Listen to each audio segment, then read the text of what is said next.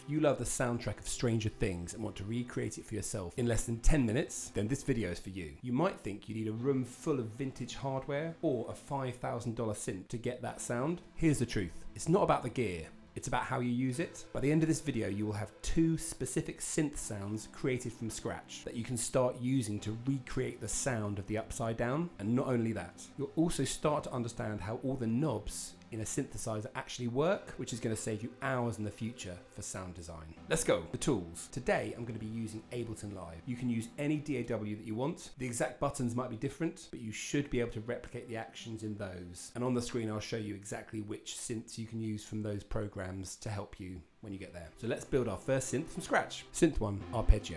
So this is the synth sound like this. So load in the analog instrument to the MIDI track.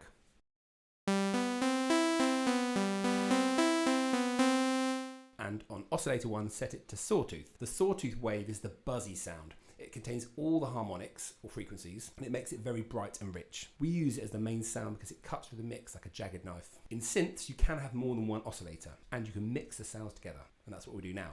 So we're going to set the oscillator 2 to a square wave. The square wave sounds hollow or woody, a bit like a clarinet, and it contains only the odd harmonics. Turn the volume of oscillator 2 down to roughly -10 decibels. It's there to just kind of support the saw wave but not overpower it. This adds body and weight without making the sound too kind of screechy. Now we slightly detune oscillator 2 by setting the detune knob somewhere between 0.04 and 0.06 just to give it a little bit of an edge of detune. Detuning is powerful because it forces the 2 oscillators to play at slightly different pitches. When 2 sound waves are slightly out of tune, they drift against each other, causing beating, which is kind of a rhythmic volume wobble. And this kind of mimics the imperfection of the 1980s analog circuits. And that again helps to create that thick, warm chorus effect. Now we need to play around with the filter. This is key in building the sound. So go to filter 1 section, and on this bit we're going to select LP24. What this is, it's like a ceiling. Nothing above this ceiling can be heard, so no frequencies above this ceiling. And LP24 basically means the ceiling is really thick, so it cuts off sound sharply, so nothing can go above it. 1980s synth sounds are rarely bright all of the time. They're usually dark and moody. This filter removes all the harsh, high-pitched buzzing of the sawtooth wave. We then set the frequency cutoff quite low, somewhere around 300 to 400 Hertz. And what this does is this moves that ceiling up or down. And again, setting this quite low makes the sound more muffled and dark. Hopefully you can hear that, like it's coming from the Upside Down. Then we set reso, which basically means resonance, to 20%. This boosts the volume right at the cutoff, right where the ceiling is. So when the filter moves, the resonance creates a whistle or a squelch sound, and this gives the synthesizer its kind of liquid feel. Now we're going to look at the envelope section. And this is the bit in any synth where you can actually see the shape of the wave. And envelopes tell the synth how to behave over time once you press a key. So firstly, we're going to look at the filter envelope. Locate the frequency mod section within the filter. Turn the envelope amount knob up to roughly 15, almost all the way to the top. This tells the envelope to open with the filter slightly when the note hits. Now click on the amp 1 section to see the amplitude envelope. For attack, we choose 0 milliseconds, and this means the sound starts straight away. Or if you're finding it's giving you a bit of a click sound, you can move that up a little bit to 1, 2, or 3 milliseconds as well. Longer times will result in a sound that sounds a bit more like the bowing of a violin string, and obviously short sounds are like a piano. Set the decay to about 600 milliseconds. The longer this is, the longer the initial sound is held when you press the key. Shorter, and the sound decays faster. Sustain we set to 0. And then we look at the release. Release is how long the sound rings out after you let go of the key. We used a medium release, so the arpeggios flow into each other rather than sounding choppy. I set this to about 400 milliseconds. Now click on the filter 1 section to adjust the filter envelopes. Attack is between 0 and 10 milliseconds, and this is a much quicker attack like a piano.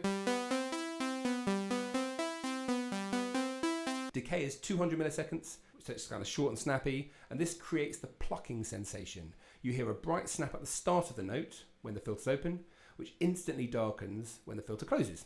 It turns a continuous buzz into a percussive instrument. sustain at 0, and then release is at 200 milliseconds. And that's basically what we need to do in the synth. Next, we'll go and add the effects. So firstly, we'll add chorus. So we'll use the effect chorus ensemble, and we'll throw that in after the analog. Choose the classic mode, which resembles a Juno 60, which is the kind of chorus effect from the 80s, and set the dry or wet to about 30%. What chorus does is it adds a copy of the signal, delays it slightly, and then modulates the pitch. This is the defining sound of the 1980s, making everything sound lush and dreamy. Now add a delay effect. So in Ableton we use echo. Unlink the left and right channels. Set the left to dotted eighths and right to just eighths, and keep the feedback around 40%. And then you need to mix this in with the dry wet mix knob to taste to what sounds about right.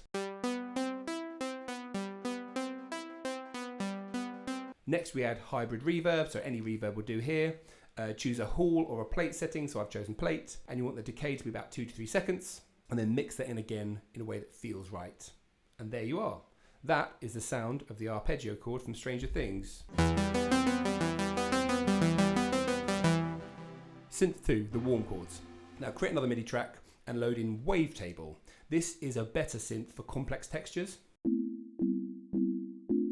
In oscillator 1, select from the basic shapes sawtooth. In oscillator 2, select from the basic shapes square. So again, similar to the previous synth. You'll find the unison mode, which is in the bottom right. Set it to classic or shimmer and crank the amount to 40% with 3 voices. And what this does is this creates a huge wide stereo sound. It duplicates the sound into 3 voices, one in the middle, one left and one right. And it turns this skinny kind of mono sound into a massive wide cinematic wall of sound. Again, using chorus in a similar way we did to the synth one. Now in the amp envelope, we're going to put the attack at 1.5 seconds. So this is a really slow swell. The release will be 2 seconds. So again, the sound fades out for a long time after you've released the note. And this is sounding pretty good already.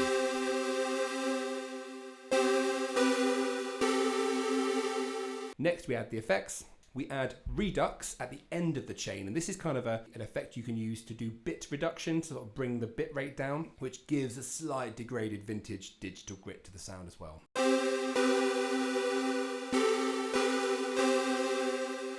And the final thing is we add auto filter, and this is really important because this is how you make the sound move. So how to do that is you set the LFO inside the effect to create this kind of breathing sensation. And what this does is this automatically wiggles the kind of pitch knob up and down a little bit.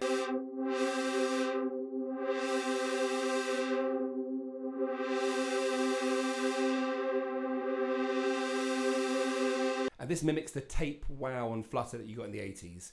Old cassette tapes from the 80s didn't spin at a perfect speed, they wobbled, even if only slightly. And the pitch drift triggers a sense of nostalgia and unease. So the chords of the upside down.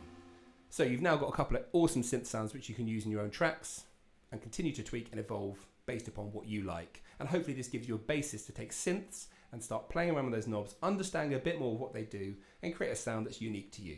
Let's take a quick look at some of the chords that are used with our second wavetable. And what we want to do is recreate that upside down sort of vibe and that kind of energy from Stranger Things. What I'm doing here is playing a series of chords in C major.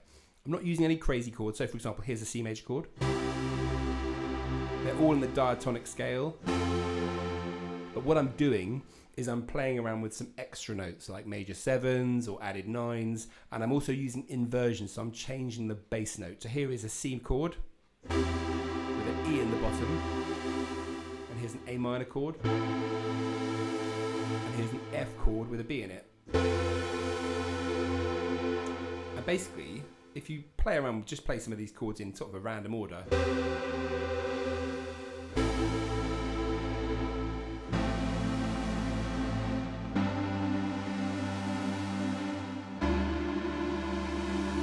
You can hear how that synth and just some simple, beautiful inversions and added notes can create a really strong sense of that Stranger Things energy. If you like understanding chords better, I recently did a breakdown video on the chords of Wicked the Musical, which like Stranger Things was released very recently. There are 10 incredible techniques that will help you turn these synth sounds that you've just created into stronger and deeper emotional hooks for your music. Check it out here.